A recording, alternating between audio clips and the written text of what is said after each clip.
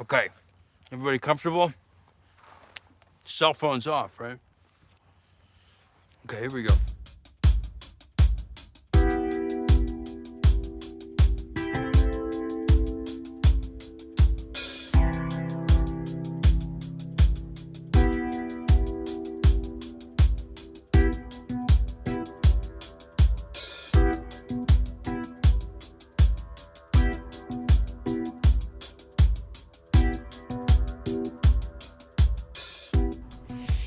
From Edmonton, Alberta, Canada, in the palatial FYC studio, you're listening to All Things Considered. The podcast where we ask you to consider all things, as opposed to bringing you a single classic for your consideration. I'm your host, Dustin Friesenhead. And I'm Mike Josick. And if this is your first time listening to the podcast, just be warned, spoilers ahead. And if you're a regular listener, welcome back. So on this installment of the podcast of All Things Considered, we're going to be talking about a little independent Canadian horror film which not many people have seen from all the information that we've been able to gather. Quoting the director, give or take a little bit. But it's a movie that I was made aware of through the director, and we hunted it down and we checked it out and we really enjoyed it. And we actually have an interview with the director that we're going to be running sort of concurrent to this episode. And there might even be a special bonus on top of that, which we won't talk about just yet. But no promises, no jinxing it. That's right. But we wanted to talk about the movie, and we wanted to do kind of a full episode because it's a movie that we both sort of want to bring a little bit more attention to. And that film is 2017's Dead Shack. I forget if I do Demeries for All Things Considered. You know, not really. There you go. So Dead Shack was directed by Peter Ricq. It was written by Peter, as well as his writing partners Phil Ivanusich and Davila LeBlanc. And it starred Matthew Nelson Mahood, Lizzie Boyes, Gabriel LaBelle, Lauren Hawley, Donovan Stinson, and Valerie Tien. And as I like to do, just to point out the media that we watched it on originally, we watched this movie, we rented it off of YouTube back in May, and I recently rewatched it just to kind of refresh. And I watched my Raven Banner Blu-ray, which hadn't come in at the time, so that's our excuse for not watching it at that point on that. Yeah, I mean, I honestly don't mind supporting it on two platforms. Yeah, the Raven Banner DVD, the picture's great, it looks great, it sounds great. The features are minimal, but it's got a little behind the scenes featurette, which I think it runs about 20 minutes, which isn't too bad. If things go according to plan, we might be able to add some added value to that down the road. So this was my second time watching it. Dustin, did you refresh? I skimmed through. Okay. Traditionally, you kind of get first crack at first thoughts. So what did you think of Dead Shack? Going into Dead Shack, my first thought was, okay, Mike's talking to the director/writer. It's an independent Canadian film. It didn't get much publicity. So based on my experience of having watched a lot of small indie films here and there, I'm expecting low quality. I'm expecting sort of bad writing. I enjoy watching a lot of those kind of films because I'm looking for like the little golden nuggets in the turd. And you do watch a lot of those films. And you know what? It's a great little genre. I don't care what anyone says. Instead, what I got was something that was, I don't know why it's not on Netflix or in theaters, because it is the quality you'd expect from anything. It is a high quality film, so that is my first surprise. Beyond that, once I understood that that was the case, I was just amused. It was something that was not what I expected. It was original, and when it comes to zombie films, I almost always think that everything's been done. So it's nice to see those little twists, those little things that are slightly different, that play with the genre a little bit. And I'm always happy to see something that uses a bit of humor in inappropriate places to leaven it. And it did so very well. Whoever played the dad just sold that shit fantastically. That was Donovan Stinson, yeah. I loved him. He's my favorite in the film. And in our conversation with Peter, he did say that Donovan really brought a lot of that to the character. Most of the jokes were written in the script but just the way that the actors kind of embodied their characters and the way they delivered those lines just really sold them and gave them personality. Seeing him stumbling about drunk the whole time. There's the whole... His drunk was so good. So good. And you have... It felt very real, like a very real family, and that's one thing that I very much enjoyed. It didn't feel like they were sort of forced together or anything like that. You could see where the kids came from. You could see that they cared for each other even if they were turds to each other. When the chips were down, they stepped up. And then, of course, you had the... Essentially, I'd call him the main character, because he's the one that you start the film on, and that's usually who you're supposed to think is the main character. Jason? He was the most dull. He kind of was, but I mean, I think he needs to be. I think you need... Yeah, he's supposed to be that grounding you need that spectrum of personality. He's the guy that you got to compare the family against, because if everybody's wackadoodle and zany, then it tilts a little too far into we're trying to make just a pure comedy sort of thing. And that's also part of his character, because he comes from an affluent family, and he is best friends with less financially stable friends. He has a crush on his best friend's sister. He enjoys spending time with this family who is of a much lower social status than he is, and he doesn't want to be ostracized for his affluence, I guess. He doesn't want to be thought differently. He wants to blend in. He hid it from his best friend for the longest time. Yeah. Which is honestly a little weird. It is a little weird, but I mean, this is an insecure guy. Super insecure. I loved, though, the sisters messing with him.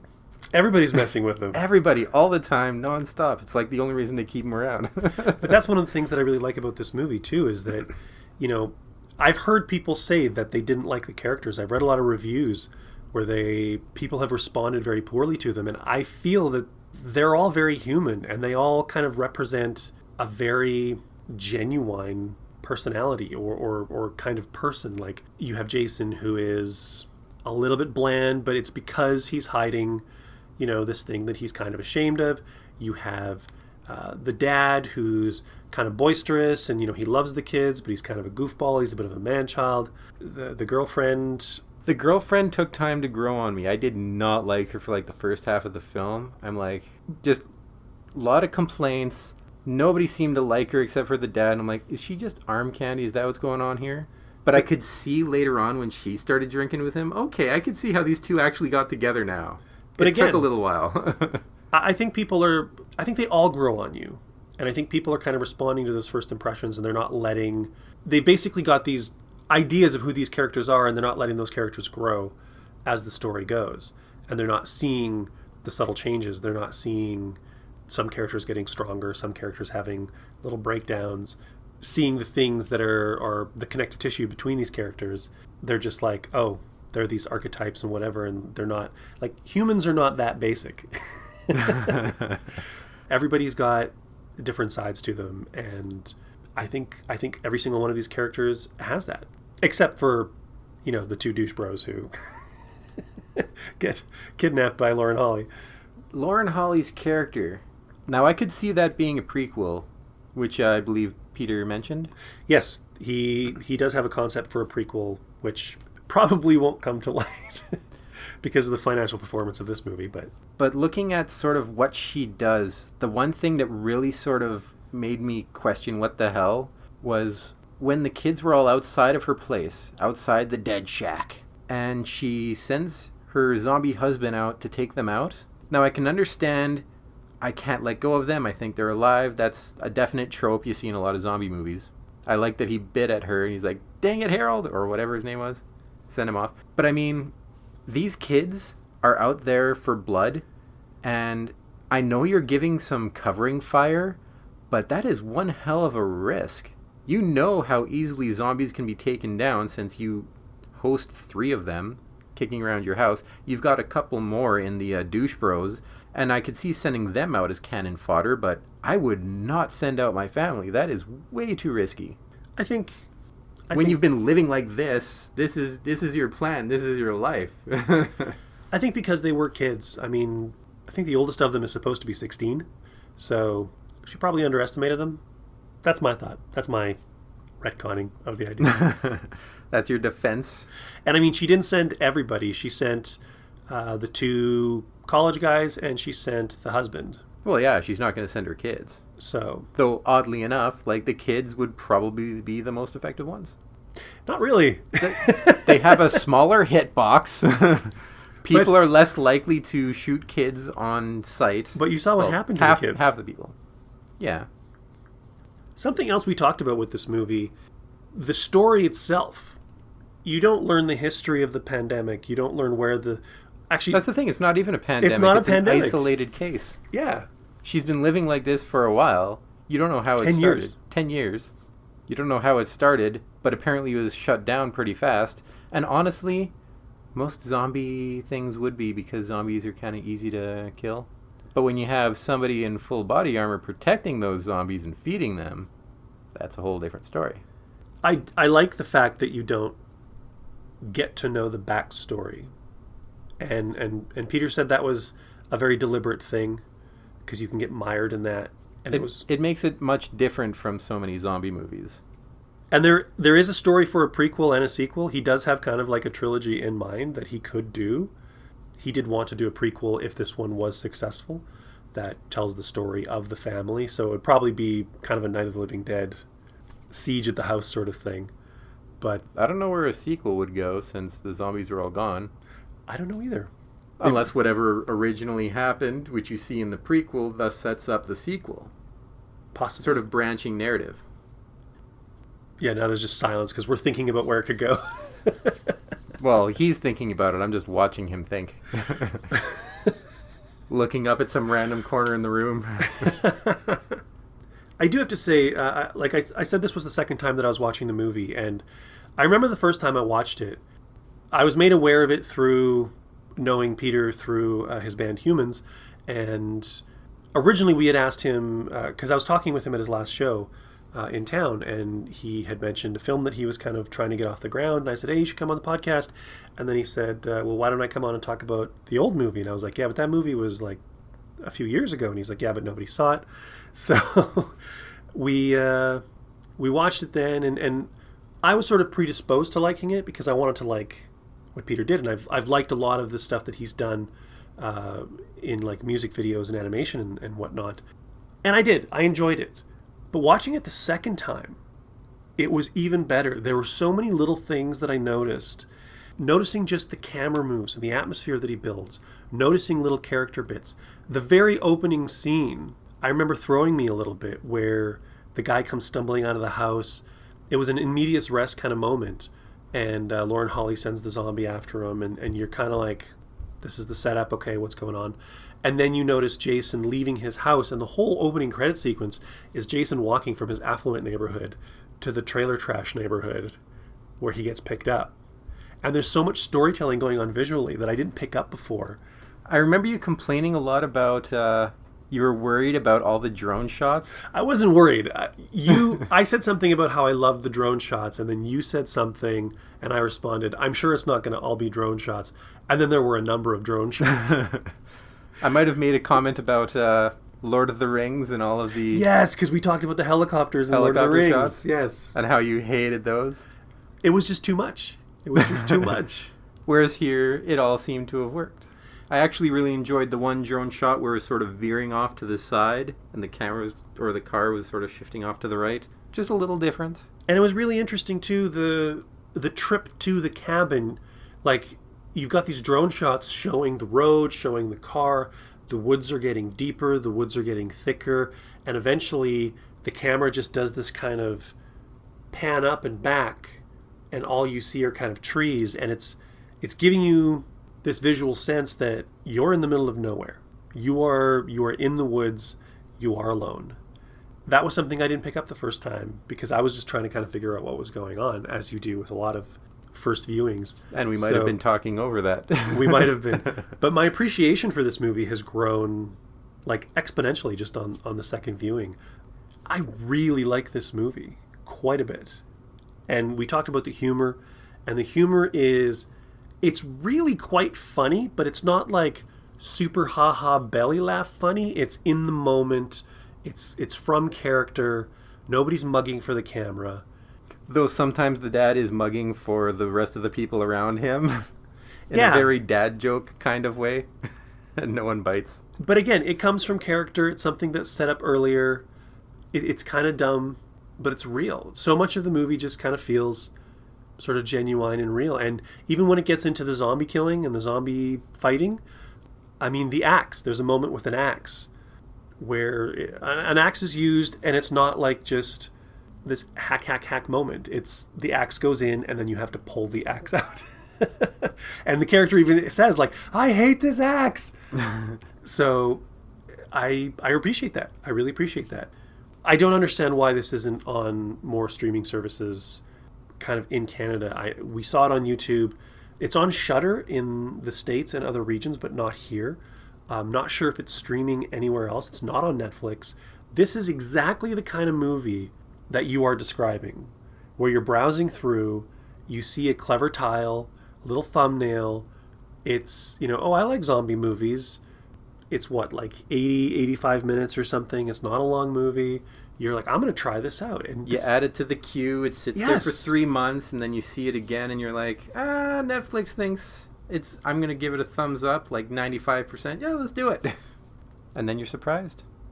This You're movie like, you really, did it again, Netflix. This movie really fell through the cracks. And in our discussion with Peter, he does talk about how it did the festival circuit. I mean, there was difficulties in getting it made, and then it did the festival circuit. And I think the best it did was it took second place, I think, at Fantasia in 2017. So it didn't secure any kind of wide distribution. It was picked up by Raven Banner and XYZ. I think it might have been a movie that was just kind of picked up for the sake of having it, and it wasn't really something that they knew what they had, and they didn't really promote it, and they didn't really do anything with it. And like Shudder kind of saved it. Shudder, maybe more people in the States are seeing this because they have it available on Shudder, but And Shudder doesn't have too much available. yeah, Shudder does have like a minimal, and that could be a Canadian thing too. I have no idea if the American Shudder has more. Long story short, when it comes to rights and distribution, that is a whole quagmire that is enough to make one want to shoot themselves. And how anything gains popularity or doesn't gain popularity, it is a complete and utter mystery, because this is far better than a good number of movies that we watch for the show that are supposed to be masterpieces and classics. And this movie is it's a fairly modestly budgeted movie, and as we said, there were a lot of difficulties in getting it made, as there are with most kind of low budget films. But all the money is on the screen in all the ways that it counts. Like, I had just edited Peter's interview before watching it, so I had a lot of the problems, air quote problems, like in my head as I was watching it. But I very quickly... You don't see them on the film. It kind of slid away because, yeah, you don't see it on the picture. And his directing style is very slow, kind of and deliberate with camera movement. And it's not very showy, but it's very good at building atmosphere. The music for the film, he couldn't afford to score it, so he used his own band. It feels very sort of The Thing, very John Carpenter-esque. They went for a very 80s kind of feel. There's been comparisons to Stranger Things, both because of the music and because originally they almost had Finn Wolfhard for the main character of Jason. He's in the original trailer, which honestly doesn't excite me as much as what the final product was. A bunch of kids fighting a horde of zombies.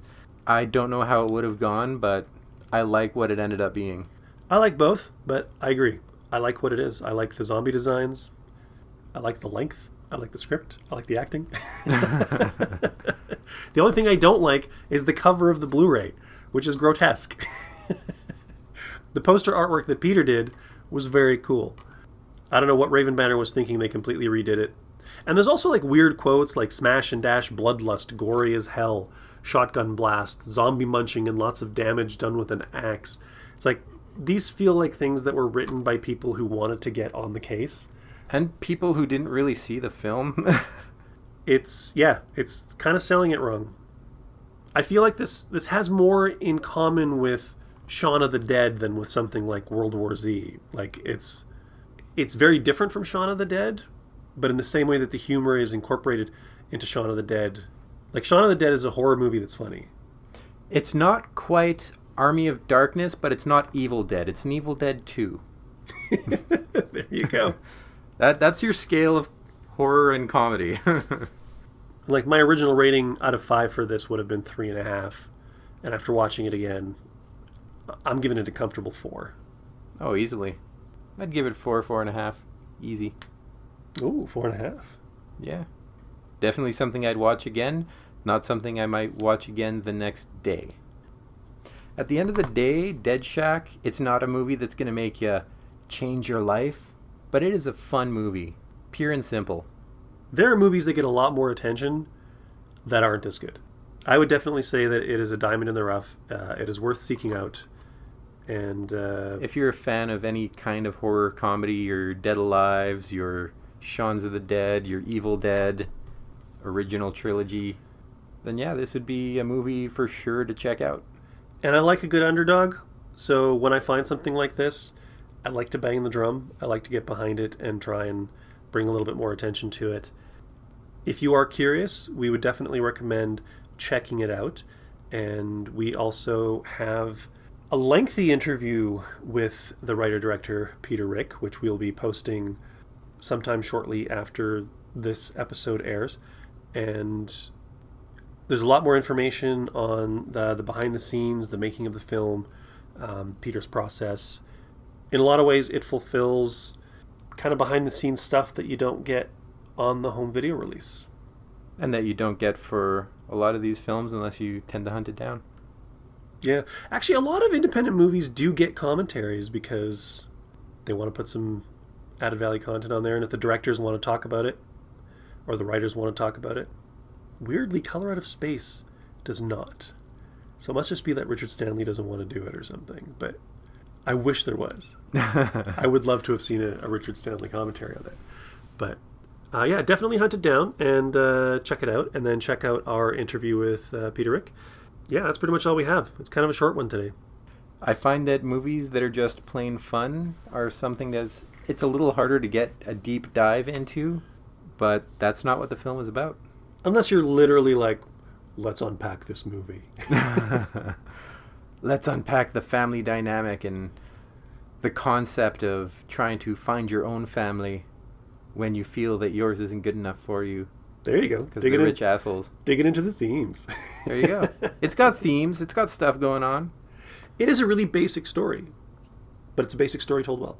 Semi-dysfunctional family that definitely loves each other as opposed to visually affluenced family that is very neglectful of each other. Kid wants to join one as opposed to the other. They're put into a scenario which actually tests their bonds, and they come out all the stronger for it, minus one girlfriend. Actually, the dad dies too. And a dad. He gets shot. He gets shot. That doesn't necessarily mean dead. No, he's dead. They wrap him in a tarp and drive away with him. What do they know? Maybe the dad turns into a zombie, and that's where the sequel goes. He wasn't bit, but we don't know how it's infecting people. Anything could have happened. Then he could be like Bud. Is it Bub or Bud? I thought it was Bud. I can't remember. I just watched it. For those of you who've seen Day of the Dead more recently than we have, please tell us. Is it Bud or Bub? I do know, however, that it is proof that zombies were smarter than people kept giving them crap for in Land of the Dead. Prior to, they were giving hints. Everyone's got to calm down about that. Well, we also discussed that in Night of the Living Dead, the little girl kills her mom with a gardening implement. Everyone keeps forgetting how Night of the Living Dead worked because they weren't called zombies, first off. They were ghouls. They were ghouls. They didn't want to eat brains. They just wanted to eat flesh. Selective memories. Return of the Living Dead gets somehow all the memory when it comes to how this That's true, like came the about. brains and whatever, yeah. Oh, zombie films. Okay, so what now? Yeah, well, maybe we should. Yeah, I think we should just split up and cover more ground. I was thinking the exact same thing, my friend. I was actually gonna say stick together no matter what, but... Jason, you, my friend, are a tactical genius. That's why I would not want to play chess with you. Also because chess is fucking boring.